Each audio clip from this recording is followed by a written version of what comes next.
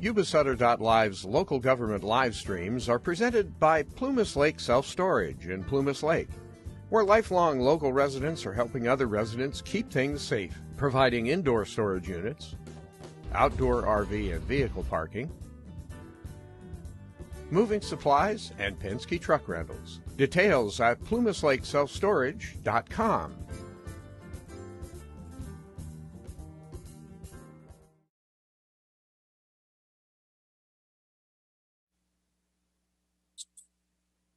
Good evening, board members and audience. We've been very busy and having lots of fun. This week, we're getting super ready for prom, which is on Saturday. We started our prom king and queen voting this week. We have 3 couples running. We're also having a spirit week. Yesterday was Monday Blues. Today was Tropical Tuesday. Tomorrow's Tide versus Tie-Dye. Thursday is Twin Tails, and then Friday is Sharks versus Minnows, where the Sharks upperclassmen, Minnows underclassmen wear colors. This week's gold prom theme is Trip to Atlanta, so it's already sea themed. Today, I want to congratulate all of our amazing seniors for putting in so much hard work and getting into so amazing schools. We have seniors attending UC San Diego, Stanford, Berkeley, Santa Cruz, Cal Poly SLO, University of Oregon, and many other excellent trade schools and universities. I want to do a huge shout out to Minreet Baines, who got accepted into Columbia, Stanford, Yale, UCLA, UC Santa Barbara, UC San Diego, UC Berkeley, and many other schools. She's such a hard worker, and we're so proud of her. We held a Hawker Olympics last Friday, where students and staff competed against each other in track and field events such as discus, hurdles, and relay races. It was lots of fun. And then we also held a multicultural day where student-run clubs performed dances at lunch. It was lots of fun as well. And then the following Friday, we held food fair, where student clubs and organizations sold food and drinks to our student population and the public. It was really well received. Baseball, volleyball, track, softball, swim, golf, and tennis have been doing fantastic. Our spring sports are going very well this season. And we have a track meet tomorrow at home. Junior Jewel Perry has beat the school record for the varsity girl 200 meter for a new run of 25.78 seconds. She's doing a really good job this season. As well as sophomore Nia, who has beat the freshman sophomore record for the high jump, where she cleared the 5'1" high jump bar.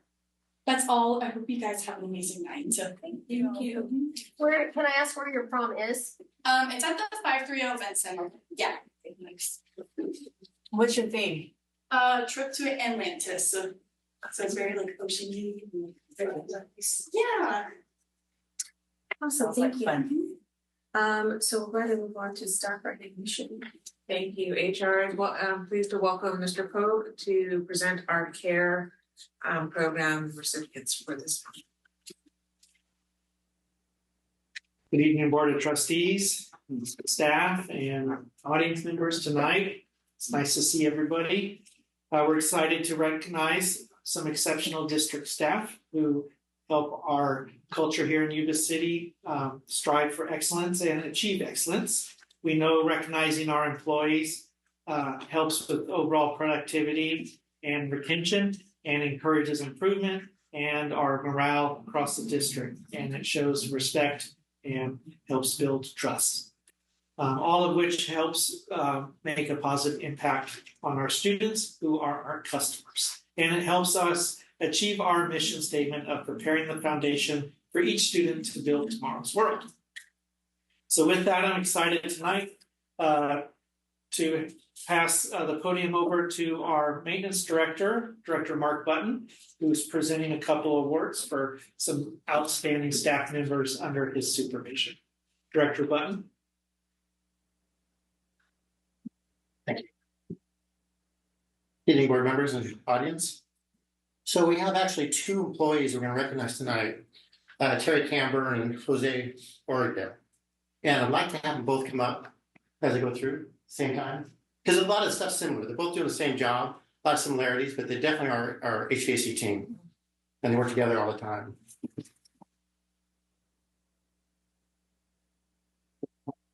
So the district's very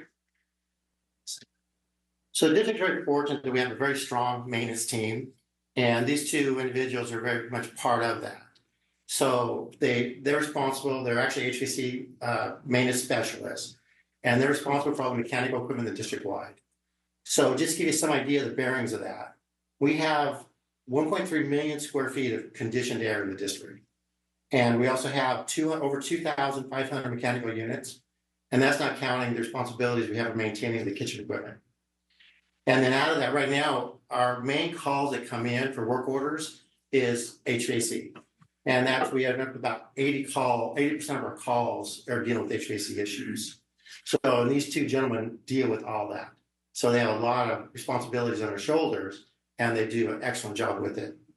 They have the experience and the training to make sure our buildings operate efficiently.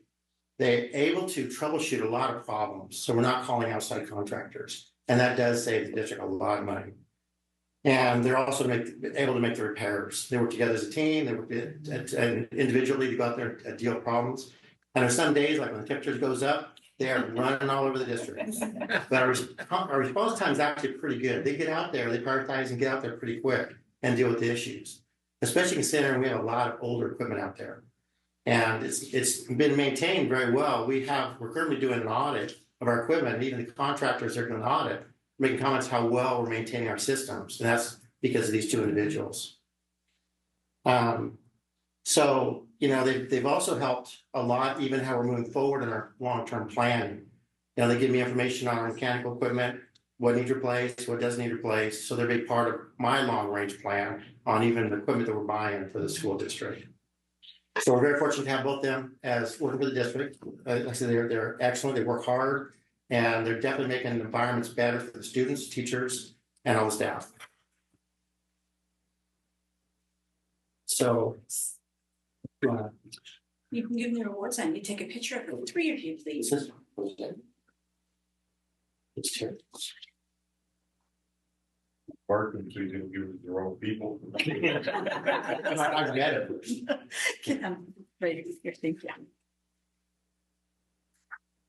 Carrie doesn't want to stand next to you. I got that. All right, Disney. Smile. One more. Thank you, guys. Yes.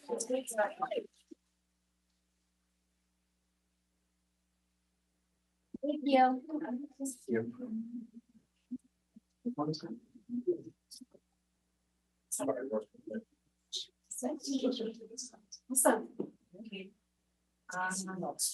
So we're gonna go ahead and continue on with the agenda, but you guys are welcome to stay or leave if you would like, okay?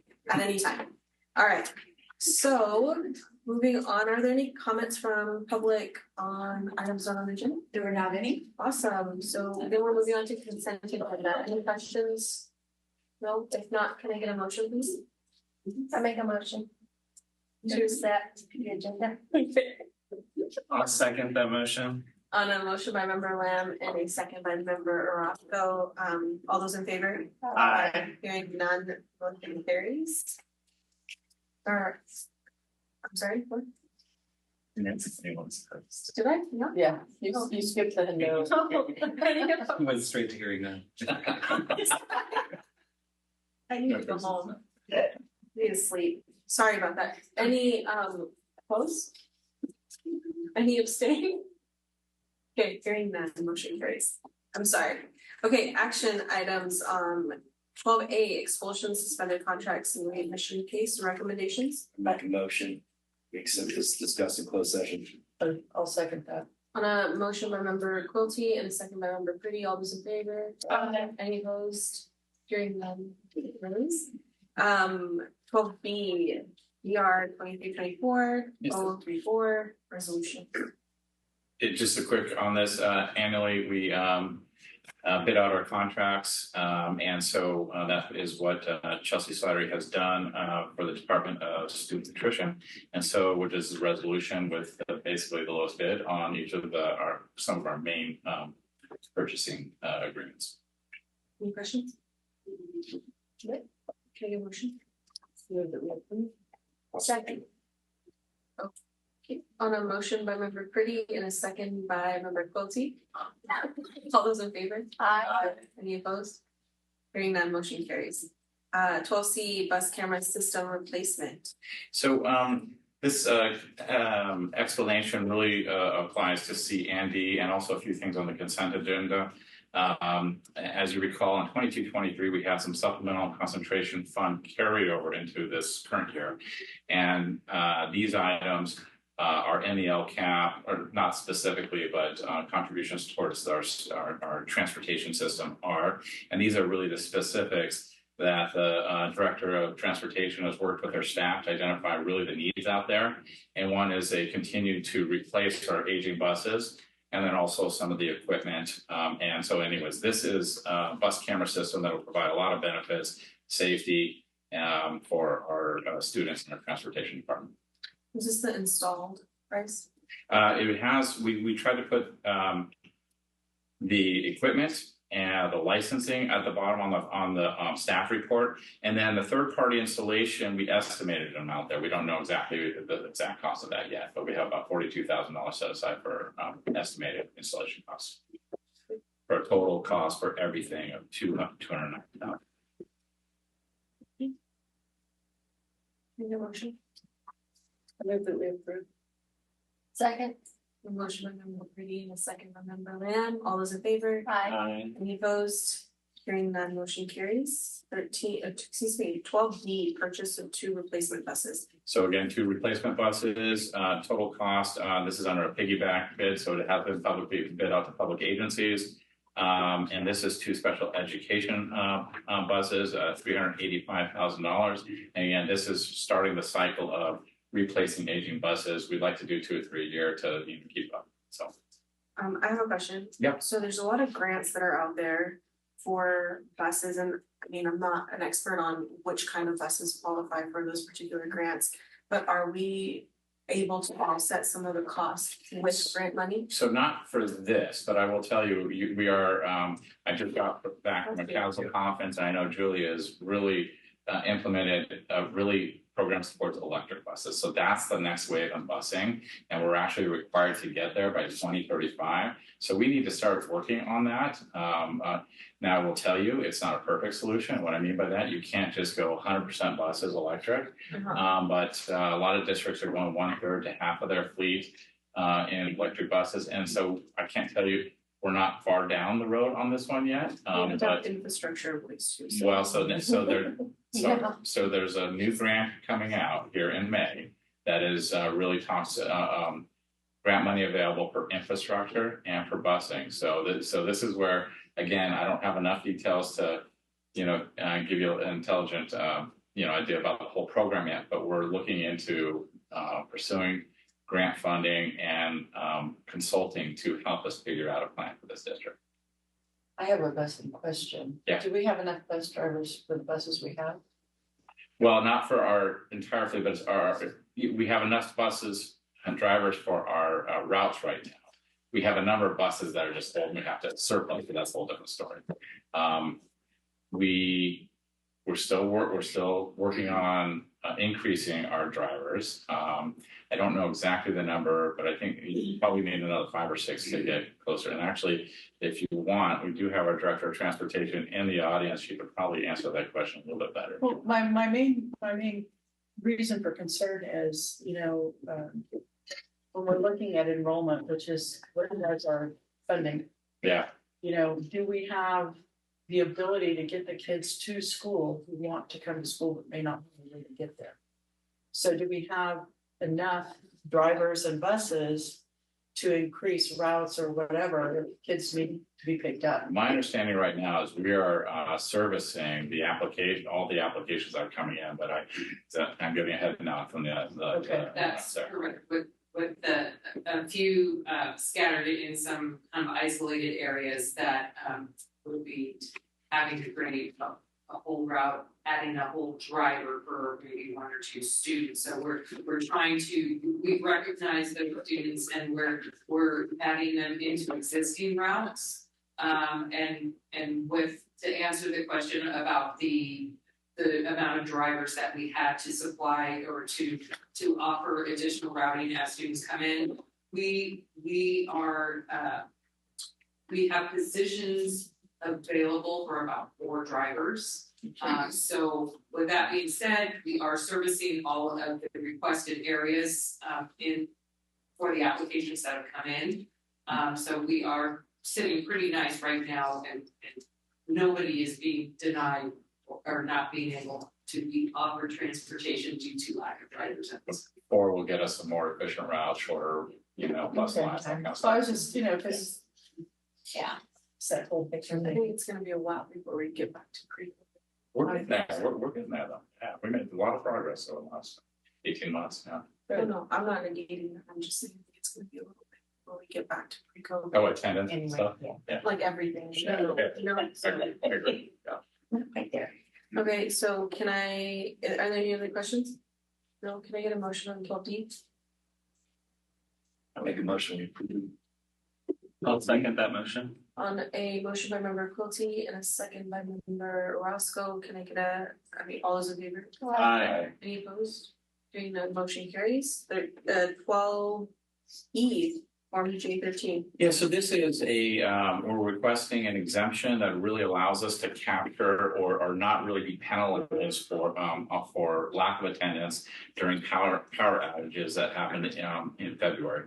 And so by submitting this, it will essentially increase our funding rate for our local control funding formula by not really penalizing us for the schools that were closed due to the power outage. It'll also not make us make up those days, right? Yes. That schools would not have. That's true. We do need 180 days. So Any questions? I'll move that we approve. I'll second that motion. On a motion by member Finney, second by member Roscoe, all those in favor? Aye. Any opposed? Hearing none, motion carries. At new server cluster from CDW source law.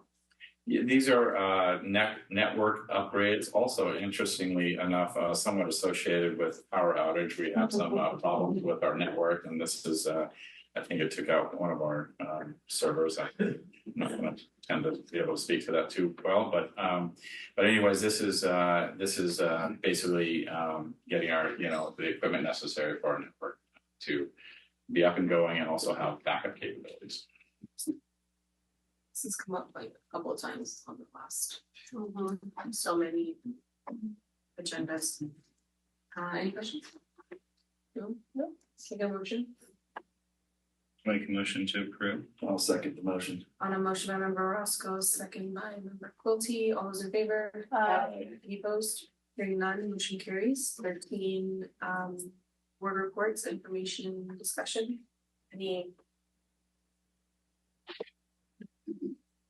Maybe he's. I attended Winter Charter School board meeting. I apologize. I left one of my documents on my printer at the office, but they're being recognized for 30 years in a row for a certain award, a distinguished school. I don't recall what that was called, but that's that. I know ADA was hitting at 97% and some change for the month of March, and they are right now in the process of state testing this week. And something else, they were also working on amending some policies for policies and procedures for personal conduct. So that's it. It was actually kind of mirrored our meeting last month or earlier this month. It was short and sweet. Awesome. Okay, communications. Do you have any written communications from the public? No. Comments from the representatives? Good evening, I'm Dana Lickens, President of the Teachers Association. Good evening, board, staff, anybody out in the audience. A couple of items to address tonight. First of all, I hope that the new purchase that just got approved tonight for the servers will hopefully prevent the impact such as on that day on February 4th when power outages meant that we had a lot of outages like classroom to classroom, phone communication, and the internet for teachers to plan their lessons. And we've gotten to the point where we count on the internet a lot in our instructional strategies. So hopefully this will help address those issues, because it was certainly a challenging day that day, as some of us were in the dark. But we all made it work. And I do believe it was the right thing to do to bring kids to our schools whenever we can. The district is currently working on a workplace violence prevention plan. YCTA welcomes this new impact of state law. This board will have to approve that plan by July 1st. We look forward to the transparency that this will bring, as the district will need to maintain an incident log of both acts of violence and threats of violence. We'll have to increase our training for that. Unfortunately, working in the public sector school classrooms, safety is never something we take for granted anymore. Too many news stories that make you a little unnerved. In addition to the violence proposed against teachers and staff at schools, there's also the student-on-student violence and the bullying that occurs between our students. It is our hope that we are always working on everything we can do to make our schools a safe place for students and staff. So we look forward to all of that work together. As part of that work together, Heather Fee, YCTA Vice President, and longtime teacher in Yuba-Sutter Unified, accompanied Tito and a team to Oregon to check out a program to deal with basically alternatives to suspension and expulsion. We all know that suspension, when we send students home, isn't really the best way of changing student behavior. And ultimately, our goal in student discipline is to change student behavior, to make students better students in our classrooms. So we know that alternatives to suspension and expulsion are always preferable. So we look forward to the work that the team will continue to do as we explore ways to better address the needs of our students. This includes the use of our reset rooms. Yuba City High School is known as the Gold Room. It's got different names in different places, but it is an alternative to sending a student home. And the goal is that we're always here to educate our students and help them learn better behaviors. I do want to address impacts on our enrollment. I got a postcard this week, two actually, addressed to me exactly the same way, which is kind of weird, from AeroSTEM Academy. They were actively recruiting my children. Now, of course, so you know me for a while, my children have been gone for a little while. I do have a grandchild that will be going to school in King Avenue in 40 years or so. But it's a little unnerving to know that somebody's out there trying to recruit our kids away from our local public schools. I understand that they offer a specialized program, but I want to make sure our students stay in our schools. And then finally, I'd like to recognize a couple of folks leaving us this year.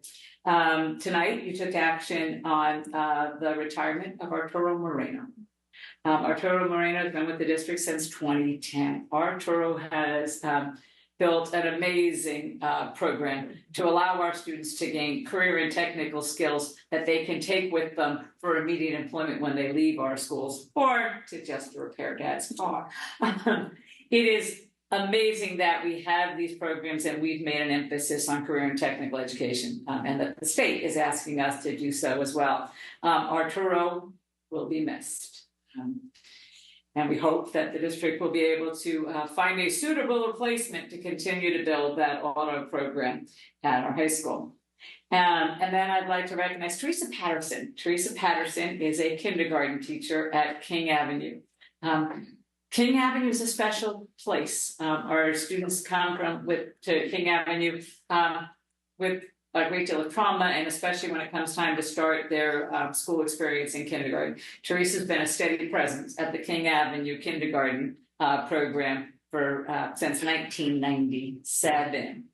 And finally, I'd like to recognize the resignation you accepted tonight of Nick Monroe. Nick Monroe is a mentor to many PE teachers. Matter of fact, I just had a conversation with one tonight who remembered fondly, Nick was my mentor. It was great. I could call him at any time and get quick answers. I watched Nick teach elementary PE. It's amazing what he can do with 2 class loads worth of kids and a bunch of hula hoops.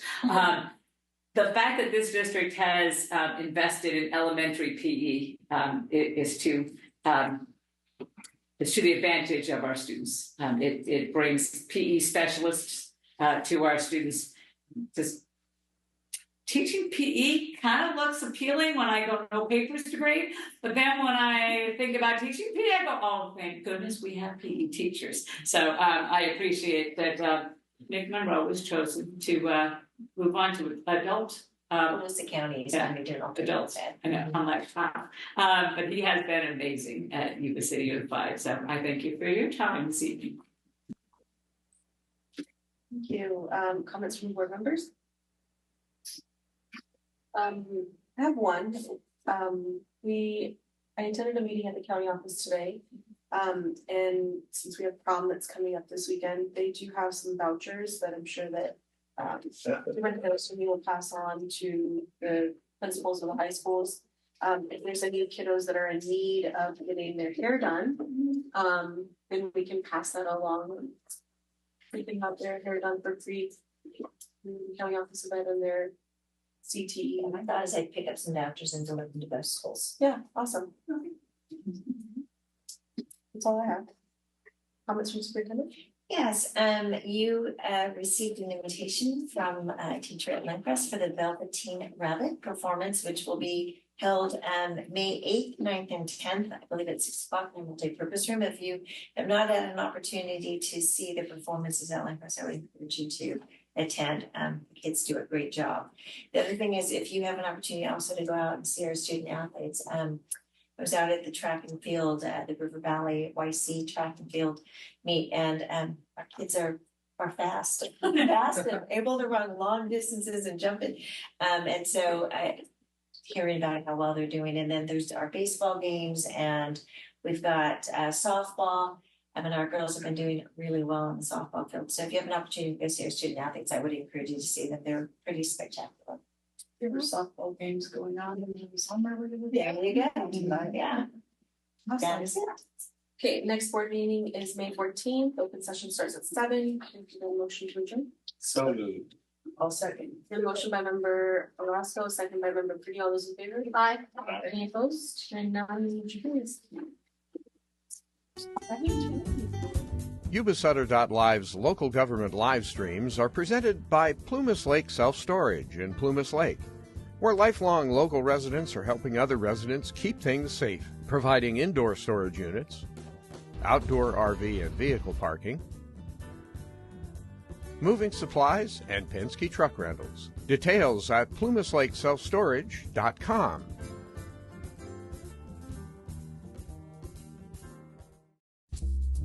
In the heart of Yuba County's wine country lies a quiet estate, surrounded by tall pines, a lake with waterfowl and fish, and room to get married. Share your vows with your family and friends in a special place, in a memorable way. It turned out to be everything I thought it would be and more. Frenchtown Inn, just 38 minutes from Marysville, a world away from the usual.